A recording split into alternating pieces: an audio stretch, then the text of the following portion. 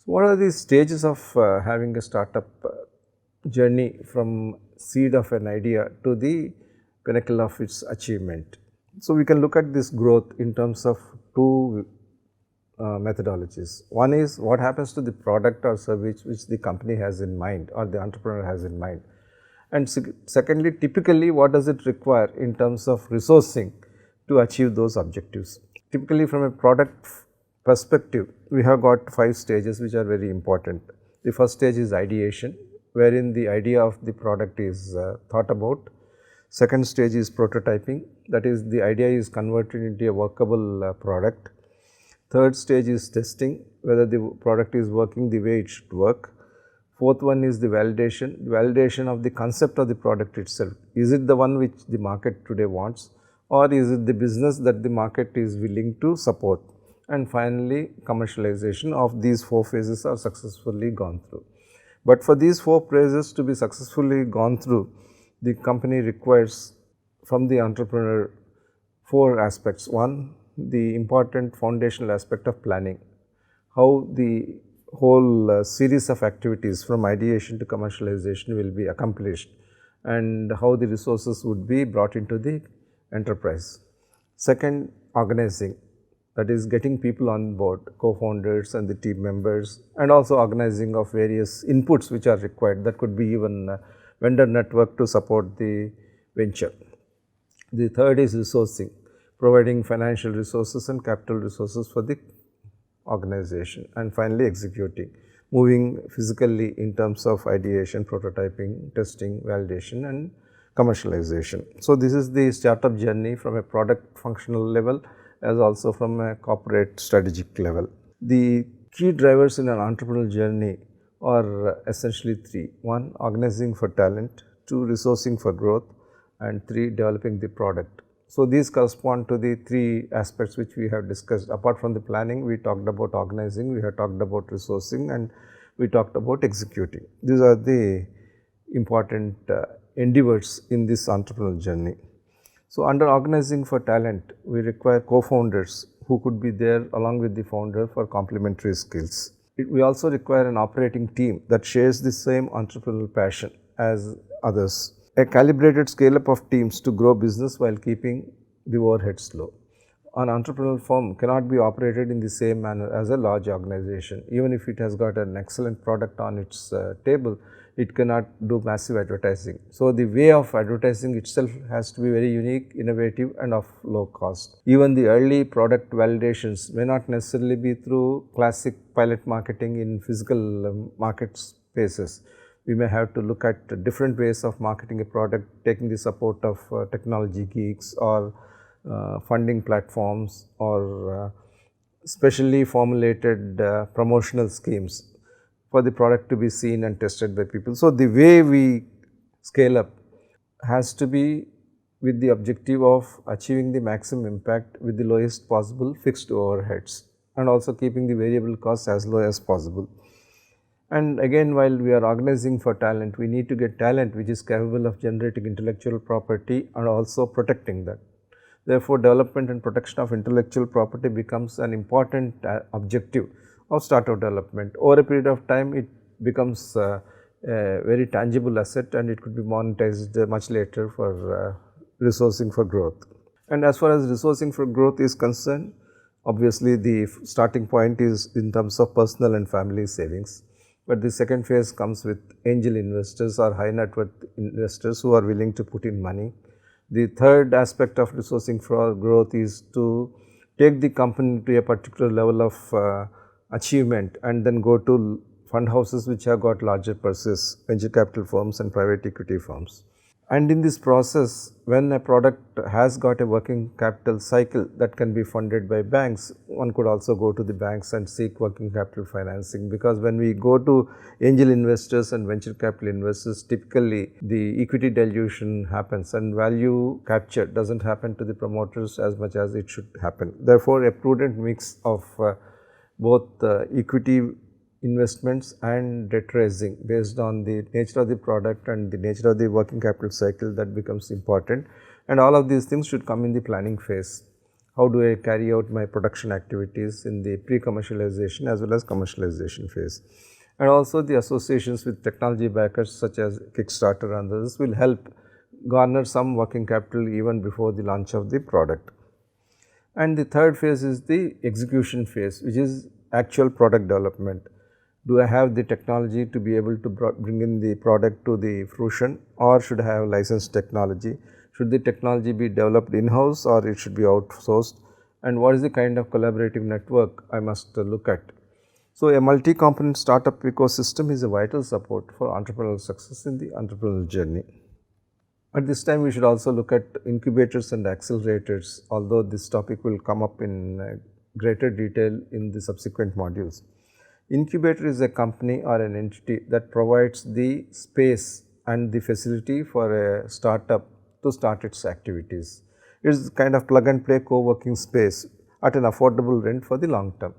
It provides certain common services such as finance and accounting, legal and intellectual property, company registration, and other normal services that are required to run an operation 24/7. It also provides typically certain networking and mentoring forums for the entrepreneurs. It also provides access to academic laboratories. The government policies are encouraging educational institutions to have their own incubator parks, but much before this became a norm, we have had in IIT Madras an IIT Madras Research Park, which has blossomed into one of the finest examples of incubator systems in the country and comparable with many global incubator systems of this type. So, incubators are very important and very helpful for startups to begin their activities. In contrast with incubators, we also have the accelerator programs. Accelerator programs are time compressed or time titrated programs wherein certain objectives are provided for selected startups by companies which are already in certain domains, and they would like the startups to use their facilities or use their funds in certain cases, and also the people linkages to be able to fulfill their targets. Therefore, there is an interest on the part of the company to improve its value chain by seeking the assistance from the entrepreneurs to develop their ideas to serve the company. And also there are certain benefits to the company itself, because by working with the company probably they would be part of the value chain as the product evolves and becomes a commercial reality. So, accelerated has certain aspects of incubation, but the objectives and the methodologies are quite different, and incubator is a kind of workspace to work on probably till the company becomes too large to be staying in the incubator system, whereas accelerator is very time titrated, very specific and goal driven. So, recalling some of the points which we have discussed, there are three fundamental ways of conducting this entrepreneurial journey. One is product market expansion, that is come up with products which are already existing, but have certain improvements, and therefore they have a unique selling proposition in each case, and therefore they expand the product market space. When you have, let us say, a toothpaste which has got certain Ayurvedic ingredients, we are creating a new market, but essentially based on the current method of packaging, current method of developing a toothpaste and current method of reaching to the customers. So, product market expansion has taken place in this very specific example through entrepreneurial thinking and entrepreneurial drive. The second is reinventing products and restructuring markets. Typically, use of digital technology has completely transformed the way certain businesses are performed, the way certain product services are utilized. So, reinventing the products and restructuring the markets is the second fundamental way of conducting an entrepreneurial journey. But the third one is complete industrial transformation, that is the mainstream technology itself is completely modified in terms of generating newer ways of doing things which are having a different technology backbone. And in today's circumstances, whether it is product market expansion or reinvention of products and restructuring of markets or transformation of the major industrial technologies, artificial intelligence powered newer paradigms, the industry 4.0 as we call, comprising artificial intelligence, machine learning, deep learning, blockchains, robotics and similar other aspects would have a deep impact on all the three types of entrepreneurial journey. So, the three fundamental ways of entrepreneurial journey, let us look at in terms of certain of the examples. When we talk about product market expansion and segmentation, a conventional radio which has been made more appealing or more contemporary with preloaded music, that becomes an example of product market expansion and segmentation. Similarly, Ayurvedic products which change the way the fast moving consumer goods are utilized and are seen, that is another example. Combination segmented products, that is, two medicines are available and we combine those two medicines to become a third medicine, but has better product market impact in terms of patient therapy as well as compliance. That becomes a product market expanding kind of entrepreneurial venture. And when medicine is being offered to all kinds of population, developing a stream of medicine which explicitly looks at senior citizens, geriatric medicine, that becomes another product market expanding activity. So, we have examples all around us of how the products and markets that are already established are being micro segmented and improved in terms of the breadth and depth of the marketplace. The second group is digital reinvention or disruption of the basic process. When we have Amazon.com revolutionizing the way the physical book reading, book printing process has been digitized, that is a fundamental difference. And when it extends itself to doing e-commerce, that is even more digital reinvention and disruption of the basic process. Shaadi.com is an example of matrimony services that are offered online. Uber, Ola, ride handling services being offered through digital means. Zomato, Swiggy, food delivery through digital means. But when we talk about technological transformation of basic industries, the core of the technology itself is fundamentally altered. When we look at healthcare and when we talk about things like robotic surgery or precision medicine or remote medicine, the healthcare practices are fundamentally changed. So, that is the transformation of the basic industry. Similarly, when transportation moves from IC engine transportation to electric vehicle transportation, this is a fundamental change. When power becomes green energy, solar energy, that is a fundamental change. And when banking and finance moves from branch oriented banking to blockchain oriented banking, it is a fundamental transformation of how banking and finance is conducted. So, the examples, as I said, are in pharma we have biologics and precision medicines. Biologics change the way the small molecule medicines, that is the organic chemistry based molecules, were being offered as medicines based on the medical pathways. Biologics are much more perceptive in terms of the pathway that has to be worked on in the human body, and they opened up a completely new biologics based industry, and there are companies which are dedicated solely to biologics like Amgen and Genentech, and several startups which are focusing only on biologics and not small molecules. Today we have another group of startups which are focusing on precision medicine, that is matching the available medicines to the genetic makeup of a person and saying that out of the suite of medicines which are available, only ABC could work with the person and DEF will not work for the person or any other combination. So, this is the kind of structural change that is happening in pharmaceutical industry based on your mainstream technologies. In the automobile industry, as I mentioned, electric vehicles replacing the internal combustion engines and driver vehicles being replaced by autonomous vehicles, that is a fundamental transformation of the automobile industry. And why do we call it fundamental transformation? Because much of the ancillary infrastructure which supplies the IC engine would not be required anymore. Much of the gearboxes and axle technologies which are available in the current form today may have to be re-engineered and reworked, and several newer technologies relating to sensors, several new technologies related to sensors, lasers, radars, cameras, computers, and of course, electric batteries have to be brought into the automobile industrial infrastructure. Therefore, there is a fundamental transformation of the industry itself. Similarly, when energy moves into solar energy and wind energy, it is a fundamental transformation.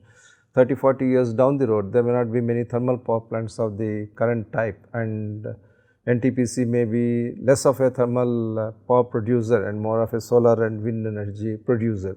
It could also be energy supplier for electric vehicle movement. Therefore, there is a fundamental transformation in the way the energy industry will be structured in the future. When we look at the healthcare, the conventional completely human based surgery will be replaced by robotic surgery, which could be a combination today of a doctor directing robotic arms to conduct certain surgeries, and the ratio of robotic intervention versus human intervention could change in favor of robotics in a much more significant way in future. That would be a fundamental change. Similarly, remote medicine, where all doctors may not be available, but at the same time they would be available through remote methodologies and revolutionize healthcare in the interior parts of the country. That is another change that could happen.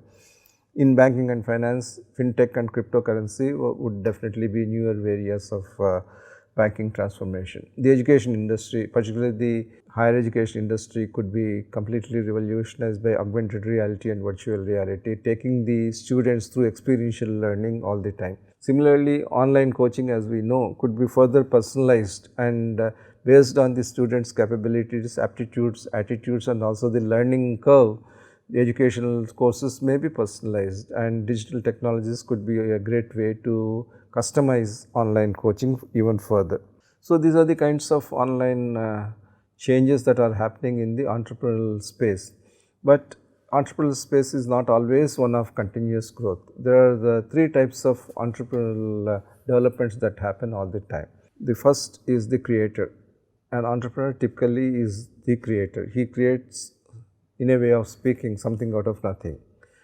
Except for the entrepreneurial passion, he or she would not possess anything other than that in a material term before he or she embarks on the entrepreneurial journey. Therefore, he or she is the creator.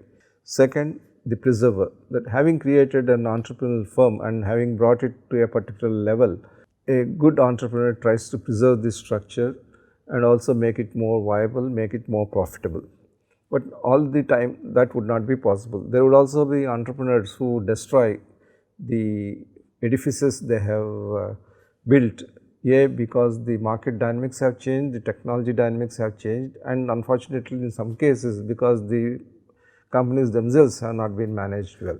So, in an entrepreneurial system, we would have creators, we would have preservers, we would also have destroyers, and that I would call is the entrepreneurial trinity that exists in the entrepreneurial space.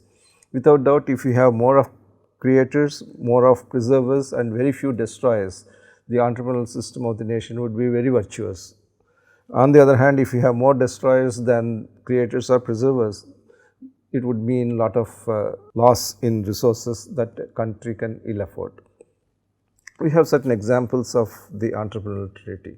When we talk about the creators, we have many healthcare entrepreneurs who have been pioneers in setting up healthcare service in the country. Dr. Pratap Reddy, who set up Apollo Hospitals, Dr. Devi Shetty, who set up Narayana Hrudayalaya, and Dr. Badrinath, who set up Shankar Netralaya. They are entrepreneurs who created something extremely relevant for the country, and they were also not spot creations. They have been developed into national chains. We also have in the steel industry, Robert Tata, Jindal, Kalyani, they have set up their own enterprises even during the tough times of pre-independence as well as the regulated times of the post-independence. Retail entrepreneurs, Goenka, Damani, Biani, they have set up retail arms in India. E-commerce entrepreneurs, Bansal, Bhavish, Kalra, etc. So, we have a huge number of creators who have created new ways of doing business, new products, new services, and created the entrepreneurial ecosystem in the country. Then we also have the preservers. Automobile industry owes its origins to the 1940s in India, basically import dependent at that time, but certain innovations also took place over times in the 1950s. These automobile entrepreneurs have been able to preserve their industrial infrastructures and grow them in spite of the enormous challenges and opportunities that have happened in the automobile industry, bringing in foreign technologies,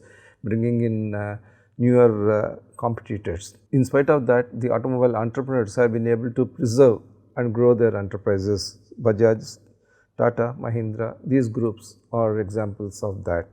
Similarly, pharmaceutical industry entrepreneurs, Dr. Anji Reddy, who established Dr. Reddy's, and his successors who continue to grow the company, Dilip Sanghvi, who set up the Sun Pharmaceuticals, D.P. Gupta ji, who has set up Lupin. These entrepreneurs are examples of preservers in the pharmaceutical space.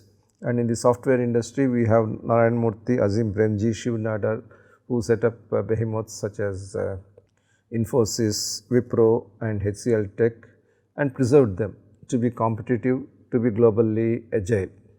And in the hospitality space, we have the Oberoi's, Kamat's, Lalit's, who have indigenous hospital chains. There also have been destroyers. Many airline entrepreneurs have destroyed their enterprises through wrong planning or through misallocation of resources and not reading the markets right. Today we have probably this also applies to telecom entrepreneurs.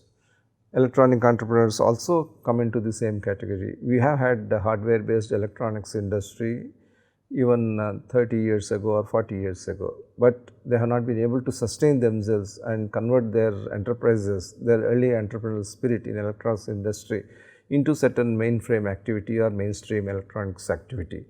So, they have in a way destroyed their own enterprises and their own wealth. We also have logistics entrepreneurs who have been very successful based on the previous methods of doing transportation and today are not able to cope up with the digital transformation that is occurring.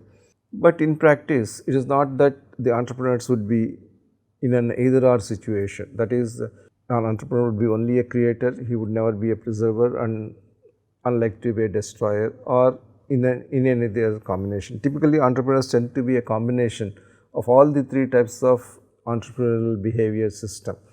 They do create and grow businesses on a continuous basis.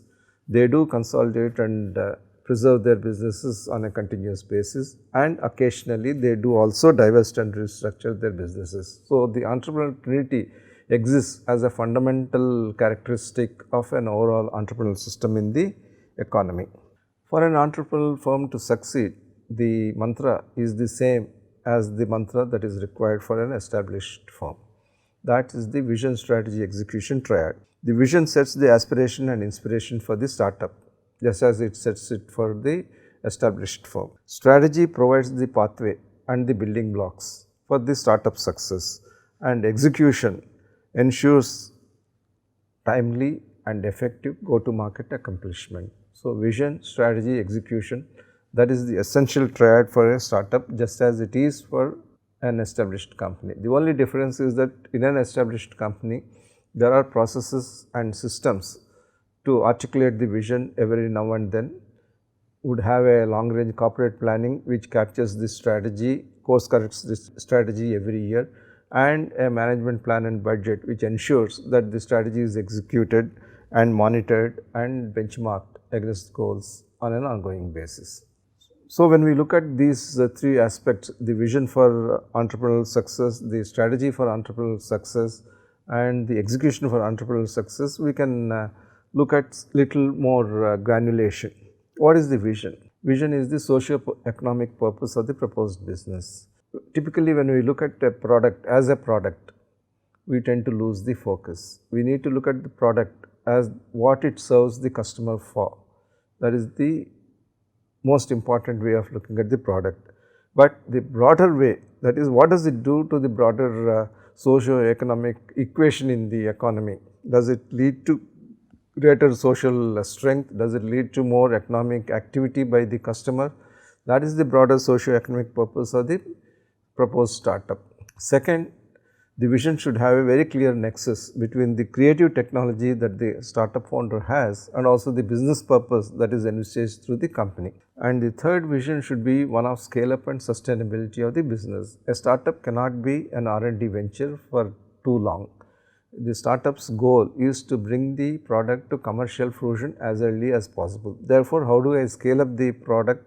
How do I ensure the sustainability of the business? That should also form a part of the vision. And finally, the vision is stoked by the entrepreneurial passion.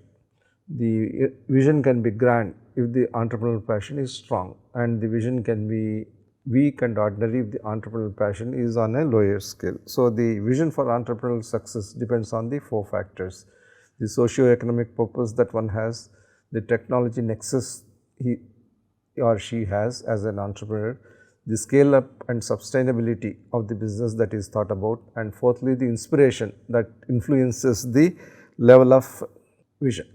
As far as the strategy is concerned, again there are four ways, because this is a planned pathway for converting the vision into reality. The more one thinks of the various options that could be there to convert the vision into the reality, the more one simulates the likely competition that could be on way, the more one conjectures the way the market could respond to the product or service that is being offered, the pathway would be that much more robust. And the strategy therefore would be a very invaluable aid to define the problem and the solution perceptively. Strategy also helps the startup firm to stage gate its approach to build and grow the business, and finally it will be seen as a template to monitor and course correct the entrepreneurial journey. So, if you are having a product which sells both to the consumers, individual consumers as well as to the offices, you can stage gate how do I enter the individual consumer space and how do I enter the office space, what should come first and how should I do the overall product development and market development. So, strategy provides a framework to be able to achieve that, and that is important because it also establishes a very good nexus between returns and investments. The third is execution, and the execution depends on four factors again. One, not only first to market, but also right to market. That is, there should not be any quality glitches in the products or services once the marketplace is reached. Secondly, given that we have a perfect information market today, it is not that a startup would be able to do a product which nobody else is able to think of. It is likely that others equally innovative entrepreneurs could exist in the industry or in the economy and have similar vision and strategy. When that happens, execution is the only differentiator that exists between different entrepreneurs. Third, execution requires optimal deployment of resources. We have to be very frugal and very pointed in the way we deploy our resources. That could be right from the office space we use to the multitasking that we undertake as entrepreneurs and team members, and finally to the way we manage our product market as activities. And the fourth one is the influence execution has on the risk reward balance. If you are able to execute well, the risk reward balance will tilt in favor of reward. On the other hand, if the execution is poor and we need to iterate many times, whether it could be in the development of vendors or in the development of manufacturing facilities or the final assembly and the final testing or even packaging and putting into the market, if our execution is not up to the mark, the risk reward balance could be in jeopardy. So, execution has got a very strong influence on the entrepreneurial success. All this has to happen within an overall corporate governance framework, because the ultimate objective of entrepreneurship is to scale up and reach a situation where it becomes a mainstream company which has investor participation and also hopefully public participation at some stage or the other. So, while vision, strategy, execution are important to make this company operational, scaled up and successful, we also need ethics, compliance and governance as the overall framework in which the vision, strategy, execution aspects are carried out. This is because if a company has got good principles of corporate governance, which we may define as having a proper professional leadership, which we may define as proper supervisory board or even a board of directors with the legal responsibilities, automatically the company would have certain ways of doing its business, and that is very important for the vision, strategy, execution triad to be very effective.